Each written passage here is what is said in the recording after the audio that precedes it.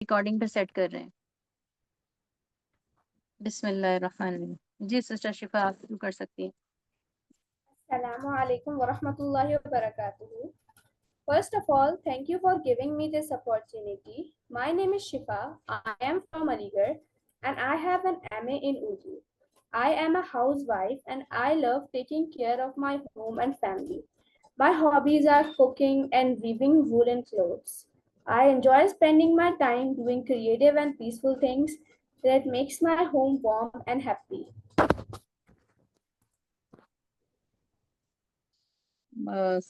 Sorry sister शिफा, कुछ technical issue था, तो एक बार फिर से प्लीज रिकॉर्ड करा दीजिए।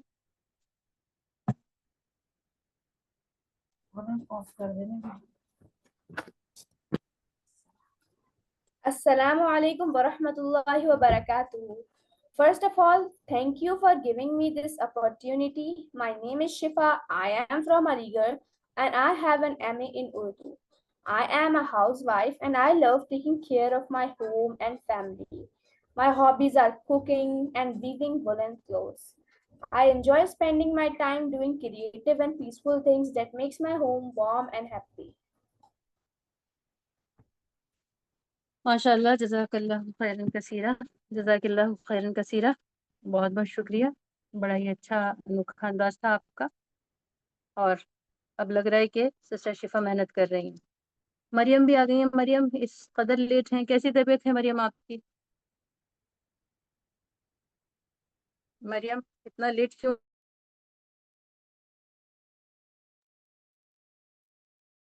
वक्त का ख्याल रखें प्लीज। और मरियम का भी अभी वीडियो सेशन नहीं हुआ है। और आइंदा बताइए जी मरियम, क्या बोल रही हैं? लेकिन आवाज नहीं आ रही है। आप लोग को आ रही है क्या मरियम की आवाज? नहीं मैम। मैम, अच्छा, तो अभी क्या अल्तिशा ने भी ज्वाइन किया है क्लास को? अल्तिशा मौजूद है क्या? सिस्टर शिफा, किसका माइक ऑन है? प्लीज ऑफ कीजिए। ठीक ठीक। तो अभी क्लास को कंटिन्यू करते हैं। बिस्मिल्लाहिर्रहमानिर्रहीम। हम लोग पार्ट्स ऑफ स्पीच में एडवर्ब को पढ़ रहे थे। एडवर्ब मीन्स मुताल्लिक़ फेल। जो लोग अरबी जानते हैं उन्हें पता है कि मुताल्लिक़ फेल क्या होता है, यानी जो फेल के मायनों में, जो हमारे काम के मायनों में इजाफा करते हैं। It modifies any verb, adjective और एनी एडवर्ब्स। कभी कभी एडजेक्टिव में भी करते हैं, एडजेक्टिव के मायनों में भी करते हैं, लेकिन अभी यहाँ इतना समझ लीजिए कि जो काम हो रहा होता है उस काम के मायनों में इजाफा करने के लिए। जैसे मिसाल के तौर पर हामिद तेज दौड़ता है, तो हामिद दौड़ता है, दौड़ना एक काम है। अगर उसमें कहते हैं हामिद हामिद तेज दौड़ता है, तो इसका मतलब यह है कि उसके दौड़ने की सिफत बताई जा रही है। ऐसे अल्फाज जो काम की सिफत को बताएं या काम के मायनों में इजाफा करते हैं, वो एडवर्ब्स कहलाते हैं। एड माने शामिल करना, जोड़ना, और वर्ब माने काम। तो काम के मायनों में जो लफ्ज, और आमतौर पर ये इस तरह आप देखेंगे लाउडली एल वाई के साथ में, जैसे यहाँ पर है। ऐसा नहीं कि सिर्फ यही होते हैं, इनके अलावा भी होते हैं, लेकिन आमतौर पर इस तरह आप देखेंगे लाउडली, तेजी से, स्लोली, वेरी, नेवर, ऑलवेज। ये अल्फाज जो है एडवर्ब के तौर पर इस्तेमाल होते हैं, और ये वोकेबलरी में भी हमने आपको शायद दिए हैं, वो आपको याद जरूर करने हैं। एक तो ये कि वेरी का मतलब आप जानती हैं, नेवर का मतलब आप जानती हैं, ऑलवेज माने जानती हैं, स्लोली मतलब जानती हैं। लेकिन यहाँ पर आप जो नया सीख रही हैं वो ये है कि ये एडवर्ब है। जब भी आप यूज करेंगे इनको हमेशा फेल के साथ में, वर्ब के साथ ही यूज करेंगे। ये बात आपके लिए, सबके लिए नई होगी। जैसे मिसाल के तौर पर अली इज वेरी काइंड, तो अली वेरी को अगर हटा दें तो ये जुमला तब भी पूरा है। अली इज काइंड मतलब रहम दिल है, मेहरबान है। वेरी लगाने से बहुत मेहरबान है, ये उनकी मेहरबानी का जो काम है, ये उसके अंदर इजाफा, उनके मायनों में इजाफा वेरी से हो रहा है। या दूसरा जुमला देख लेते हैं, ही वॉक्स स्लोली। अगर इतना कहें ही वॉक्स, वो चलता है, ये भी जुमला पूरा है यहाँ तक, लेकिन स्लोली जोड़ने से वो धीरे चलता है। काम की नौयत बताई जा रही है, उसकी सिफत बताई जा रही है कि वो हल्के चलता है। अच्छा, छठे नंबर पर प्रेपोजिशन है। जी मुबशिरा, क्या सवाल है, पूछिए। मैम हमेशा एडवर्ब हेल्पिंग वर्ब के साथ यूज होता है। ऐसा किसने कहा आपसे? मैम पूछ नहीं नहीं। और आपने अभी मिसाल में भी देखा अली इज वेरी काइंड, यहाँ पे तो हेल्पिंग वर्ब के साथ इस्तेमाल हुआ है, लेकिन नीचे नहीं हुआ, वहाँ कोई हेल्पिंग वर्ब नहीं है। वहाँ क्यों नहीं है ये हम आगे क्लासेस में पढ़ाएंगे। यहाँ पर इस वक्त ये याद रखिए आप हेल्पिंग वर्ब नहीं पढ़ रही हैं। हेल्पिंग वर्ब के बारे में सिर्फ आपको ये याद रखना है, helping verb is, are, am, was, were है और ये दूसरे प्लेस पर आते हैं। अभी आप यहाँ पर पढ़ें एडवर्ब के बारे में। एडवर्ब वर्ब के साथ आता है और वर्ब के मायनों में इजाफा करता है। Mubashira, yes ma'am. ठीक है, अच्छा है आप सवाल कर लेती हैं बीच बीच में, वेरी गुड। छठे नंबर पर है प्रेपोजिशन, हरफे जार। To show direction, time, place और लोकेशन। किसी चीज का वक्त और जगह बताने के लिए जो अल्फाज इस्तेमाल होते हैं उन्हें हम प्रेपोजिशन कहते हैं। उर्दू में उसे ज़र्फ मकान या ज़र्फ ज़मान भी कह देते हैं, जैसे in, for, since, in for, since, into, with, upon, at, etcetera. ये वो अल्फाज है जिनसे हम किसी चीज की या तो जगह बताते हैं या टाइम बताते हैं। वक्त या जगह जिनसे बताए जाए वो अल्फाज प्रेपोजिशन होते हैं। जैसे he is going to school, वो स्कूल जा रहा है। अब इसमें ही जो है वो क्या है, अभी पूछ लेते हैं। सिस्टर जकिया, आप बताइए ही कौन सा पार्ट्स ऑफ स्पीच होगा? नाउन होगा, एडजेक्टिव होगा, एडवर्ब होगा, प्रोनाउन होगा, प्रेपोजिशन होगा? क्या लगता है आपको क्या होगा? ये नाउन बोलिए। होगा। नाउन होगा। कोई और जवाब देगा? क्या होगा? ये मैम नाउन है क्या? प्रोनाउन। प्रोनाउन है। मैम ठीक है, सिस्टर ये लुई ने प्रोनाउन मेंशन होगा किया मैम। था ये प्रोनाउन होगा। तो सिस्टर जकिया, आपको याद आ गया कि ये नाउन है या प्रोनाउन है? सिस्टर जी जकिया, जी जी हाँ, जी। तो इस चीज को बहुत अच्छे से याद करना है और ये गलती बहुत आसानी से बिल्कुल बटर की तरह से हो जाती है। वो सात आपको याद कराए गए, सिर्फ सात ही हैं, उनको बहुत अच्छी तरह दिमाग में स्टिक कर लीजिए कि he, she, it, I, you, we, they, ये प्रोनाउंस हैं। ये पार्ट्स ऑफ स्पीच है, नाम की जगह इस्तेमाल होते हैं। अच्छा बताइए सिस्टर जकी, आप ही बताइए इज क्या होगा? कौन सा पार्ट्स ऑफ स्पीच है इज? आपको ऑप्शन दे इज रहे हैं, तीनों हेल्पिंग, में से एक चुन लीजिए। बहुत हेल्पिंग वर्ब है। पहले ऑप्शन सुन जी जी पहले ऑप्शन सुन लीजिए वरना गलती होगी। दोनों जवाब आपके थोड़े थोड़े गलत हैं। जी जी। इज क्या है ये आपको इन तीन ऑप्शन में से एक में चुनना है। एडवर्ब है, एडजेक्टिव है या वर्ब है? वर्ब है। वर्ब है, ठीक है।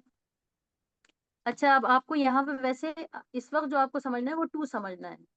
ही इज गोइंग, वो जा रहा है, टू स्कूल, स्कूल को जा रहा है, स्कूल के लिए जा रहा है, स्कूल की तरफ जा रहा है या स्कूल जा रहा है। अब अरबी में जुमला होता तो के लिए, को, के अल्फाज आते हैं, उर्दू में ये जरूरत नहीं पड़ती है। तो ये जगह को बता रहा है, टू स्कूल। गोइंग के साथ में हमेशा टू लगाते हैं। तो ऐसे अल्फाज जो जगह को बताते हैं उन्हें प्रेपोजिशन कहते हैं। जैसे दूसरा जुमला है, ये बसमा की तरफ से है, दिस इज फ्रॉम बिस्मा, ये बिस्मा की तरफ से है। तो ये तरफ डायरेक्शन को बता रहा है, ऊपर नीचे, आगे पीछे, दाएं बाएं। जो जगह को या टाइम को बताता है वो अल्फाज या वो लफ्ज जो है, वो वर्ड्स जो है प्रेपोजिशन कहलाते हैं। सातवां पार्ट ऑफ स्पीच है हुरूफ अत्फ या कंजंक्शन।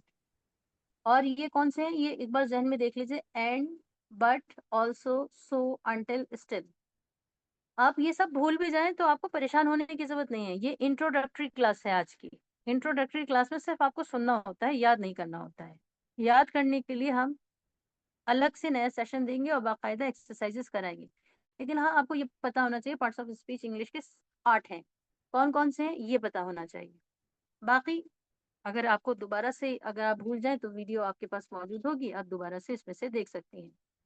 यहाँ पे लिखा है रामीन जहीन है, रामीन जहीन है लेकिन शानजा चालाक है। अब रामीन जहीन है ये एक अलग जुमला था, बिल्कुल। शानजा चालाक है ये एक अलग जुमला था। दो जुमलों को लेकिन ने जोड़ दिया। तो जो दो जुमलों को अल्फाज जोड़ते हैं उन्हें कंजंक्शन कहते हैं। प्रीपोजिशन दो लफ्जों को जोड़ते हैं और कंजंक्शन दो जुमलों को जोड़ते हैं। बस ये याद रखना है। इसी की इंग्लिश भी पढ़ लेते हैं, चलिए। Rami is an intelligent, is intelligent but Shanza is clever. आठवां है हरूफ इस अजाइया, अस अजाबिया, बड़ा टिपिकल अरबी का लफ्ज है। तो बहरहाल इंटरजेक्शन, जो मुंह से अचानक से अल्फाज निकलते हैं, जैसे हुर्रा, वाओ, अल्लाह, ब्रावो, तो ये हमारे तो नहीं निकलते, अंग्रेजों के निकलते होंगे, लेकिन इंग्लिश में यही बोले जाते हैं। अचानक से बोलने के लिए जो अल्फाज या एक्सप्रेशन या फीलिंग्स को जाहिर करने के लिए, जैसे wow, the bird is huge, चिड़िया कितनी बड़ी है, ओ रियली, यकीनन, ओ सच में, यही अल्फाज इस्तेमाल होते हैं। मैम मरियम, आपकी आवाज नहीं आ रही है जी। ह्यूज मीन्स बड़ा, बहुत बड़ा। I don't know that, oh really, यकीन, ओ सच में, ये मुझे नहीं पता था। तो इस तरह अचानक से जो अल्फाज निकलते हैं उन्हें इंटरजेक्शन कहते हैं, ये बहुत कम इस्तेमाल होते हैं। बस अब यहाँ से चैप्टर नंबर 6 स्टार्ट होगा, जो इंशाल्लाह हम नेक्स्ट क्लास में पढ़ेंगे। आज का जो था इंट्रोडक्टरी सेशन था। अब हमारे पास एक और आज के लिए पार्ट मौजूद है, लेकिन हमें लगता है कि टाइम ज्यादा हो गया है, इसलिए हम इसको वाइंड अप कर रहे हैं, रैप अप कर रहे हैं आज की क्लास को, और इंशाल्लाह वो अगली क्लास में तय करेंगे। तो मरियम, आप मौजूद हैं, आपको बता दें, मरियम और साइमा, नेक्स्ट क्लास के लिए आप अपनी वीडियो सेशन के लिए तैयार रहें और प्रिपरेशन कर कर आएँ अच्छे से। और मरियम, खास तौर से आपके लिए एक तो टाइम से ज्वाइन कीजिएगा, अल्तिशा भी रह गई, अल्तिशा के लिए भी है ये। और दूसरी बात ये कि प्रिपरेशन कर कर आइएगा, अपना नेटवर्क थोड़ा सा चेक कर लीजिएगा। किसी का कोई सवाल हो तो आप लोग पूछ सकते हैं, हमारी तरफ से आज का सबक पूरा हो गया है। एक अनाउंसमेंट और था कि अपने जो हमने जो आपको वोकेबलरी दी है 1 से लेकर 10 तक, या 2 से लेकर 10 तक है शायद उसमें, उसको अच्छे से याद कर लीजिए। हो सकता है सर आप आए क्लास में, या कोई मैम आएंगी और जो आपको उन वोकेबलरी के बारे में आपसे पूछेंगी, और कुछ हो सकता है कुछ पढ़ाएं, या आपके पढ़े हुए अस्बाक में से कुछ पूछ लें। तो ये उनके साथ एक अच्छा एक्सपीरियंस होगा, डरने की ज़रूरत नहीं है। क्लास की अटेंडेंस को मेंटेन रखिए, क्लास को बगैर वजह के मत छोड़िए। और आप लोग बताइए, कुछ पूछना है आप लोग को? No ma'am. मैम ये जी मोहम्मद। पूछना था कि सेंटेंसेस वगैरह भी बनवाएंगे, first type question, second type question. हाँ, उसके बारे में पूछ सकते हैं। जैसे मिसाल के तौर पर एक ट्रायल कर लेते हैं अभी। हैंड रेस कर कर आंसर करिएगा, लेकिन सब लोगों को करना है, क्योंकि हमें नहीं मालूम वो हैंड रेस करवाएंगे या डायरेक्टली पूछेंगे, कैसे करेंगे। तो अभी हमको सवाल कर रहे हैं, उस क्लास के लिए हम एक ट्रायल कर लेते हैं। बताइए, क्वेश्चन, सवालिया जुमले कितने तरह के होते हैं? हैंड रेस कर लीजिए जिन जिनको आंसर आ रहा है, सब लोग। बस मुबशिरा को आ रहा है, तो ये तो इम्प्रेशन अच्छा नहीं पड़ेगा। कितने तरह के होते हैं सवालिया जुमले? साइमा मौजूद हैं क्लास में? बताइए साइमा, कितने तरह के होते हैं? माइक ऑन कीजिए साइमा। आ, जी, हम हेल्पिंग वर्ब से भी सवाल कर सकते हैं, और जो व्हाट, वर, वाई, इन सब से भी हम सवाल कर सकते हैं। तो सवाल अभी बाकी है, कितने तरह के होते हैं?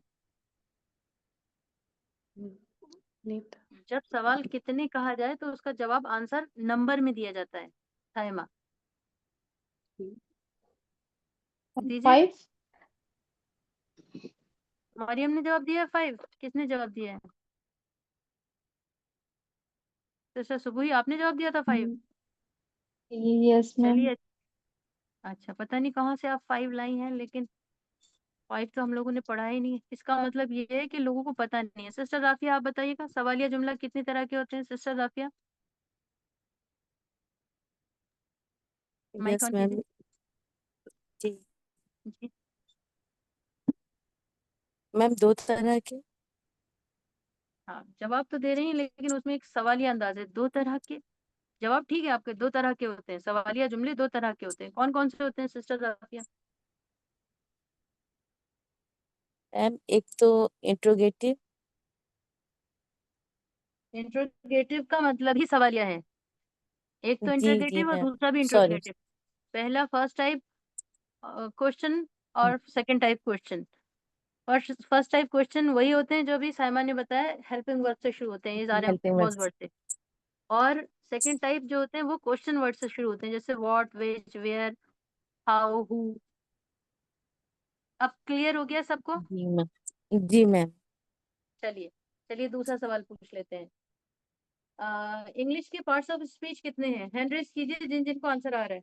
इंग्लिश के पार्ट्स ऑफ स्पीच कितने हैं? हैंड रेस करना है सभी को। जिसका हैंड रेस नहीं होगा उसी से सवाल पूछेंगे। तो सर क्या आप बताइए, इंग्लिश के पार्ट्स ऑफ स्पीच कितने हैं? जिससे जकिया कितने हैं इंग्लिश के पार्ट्स ऑफ स्पीच? हाँ नहीं, समझ में नहीं आ रहा है, मेरे सर में दर्द हो रहा है। अच्छा, मैम हम बताएं? नहीं आपने सर सुबह आप बताइए, पार्ट्स ऑफ स्पीच इंग्लिश के कितने हैं? सर सुबह मैम 8। 8 हैं। आपकी स्क्रीन पर भी लिखा है। अगर सिर्फ आप सुन भी रही हैं, सर में दर्द हो रहा है, अल्लाह आपको शिफा अता फरमाए, सिर्फ सुन लीजिए दिमाग लगाकर। 8 है। कितनी बार से हम बता रहे हैं इंग्लिश के पार्ट्स ऑफ स्पीच 8 हैं। ये आपको याद होने चाहिए कितने हैं, 8 हैं। अभी तो सबक चल रहा है ये पूछा है वो सर, ये पूछेंगे कौन कौन से हैं, तब आप वो आज के सबक के बाद याद कर कर आएंगे। नाउन, प्रोनाउन, नहीं, मैं एडजेक्टिव, आपको ये भी एडवर्ब। बता दूंगी कौन कौन से हैं। मैं ये भी बता दूंगी आपको कौन कौन से हैं। अच्छा अच्छा, ठीक है, कोई बात नहीं। आपको ज्यादा जी हो सकता है ज्यादा तकलीफ हो, अल्लाह आपको जी शिफा जी। अता फरमाए। कोई बात नहीं, सुनती रहिए। बहुत बहुत शुक्रिया, जजाकिल्लाह। अच्छा, एक दो सवाल और कर लेते हैं। बताइए, अ, आप में से कोई भी बताइए, पॉसेसिव प्रोनाउन 2 या 3 बता दीजिए।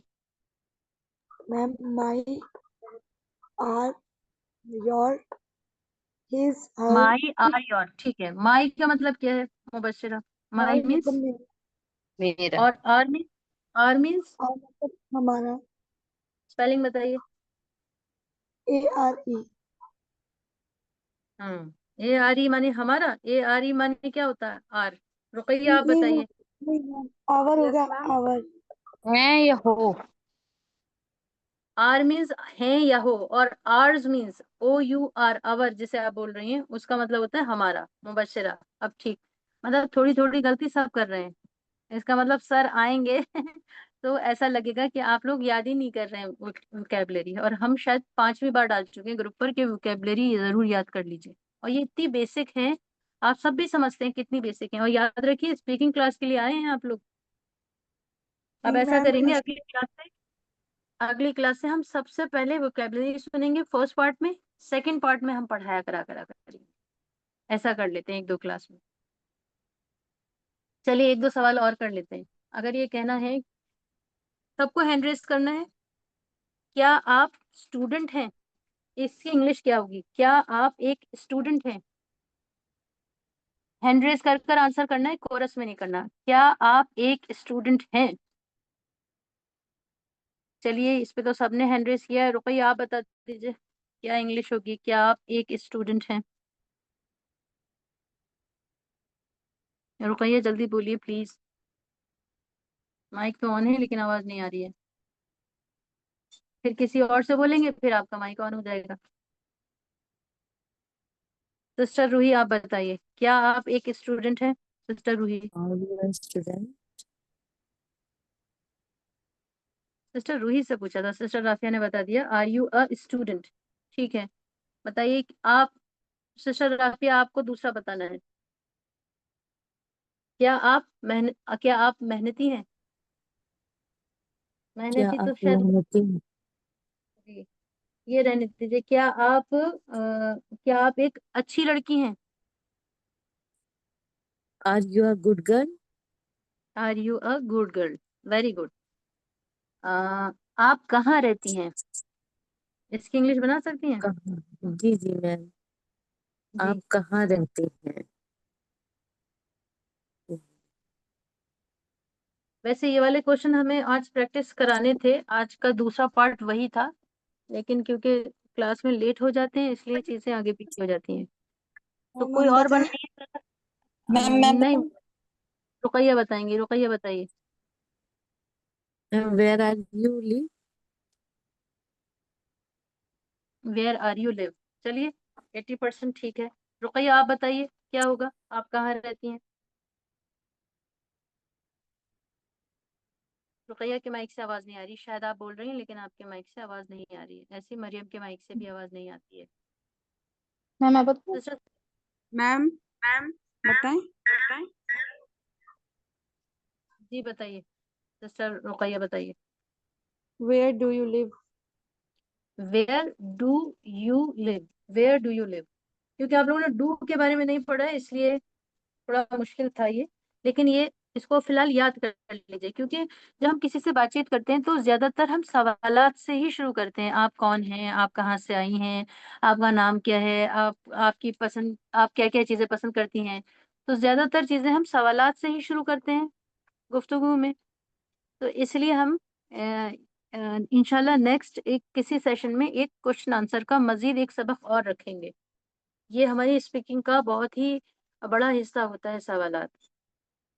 ठीक है, जिस तरह हैंड रेज हो रहे हैं उससे तो ये पता चल रहा है कि आप लोग के समझ में आ रहा है। इंशाल्लाह अगला सबक बहुत अच्छा होने वाला है। और क्योंकि इंट्रोडक्टरी सेशन तो ओके होता है, आज सिर्फ इंट्रोडक्शन हुआ है पार्ट्स ऑफ स्पीच का। इंशाल्लाह ये क्लास अब मंडे में होगी, और प्लीज मेक श्योर कीजिए कि आप लोग एब्सेंट ना हो। ठीक है, आज का सबक पूरा हो गया है मैम क्लास। जी जी पूछिए। मैम होमवर्क में क्या क्या करना है? बस एक वोकेबलरी के होमवर्क, लिए, वोकेबलरी है सिर्फ? वोकेबलरी को सिर्फ मत समझिए, उसको प्लीज याद कर लीजिएगा और उर्दू के साथ में। दूसरा होमवर्क जो है वो हम ग्रुप पर डालेंगे। हम ये डालेंगे कि पार्ट्स ऑफ स्पीच कितने होते हैं और कौन कौन से होते हैं। ये बात आपको याद कर कर आनी है। और इसके कुछ हम फोटोज ग्रुप पर देंगे, कितने होते हैं और कौन कौन से होते हैं, आज का चैप्टर ठीक है नंबर मैम। 5 से। ठीक है, अस्सलाम वालेकुम वरहमतुल्लाहि वबरकातुहू।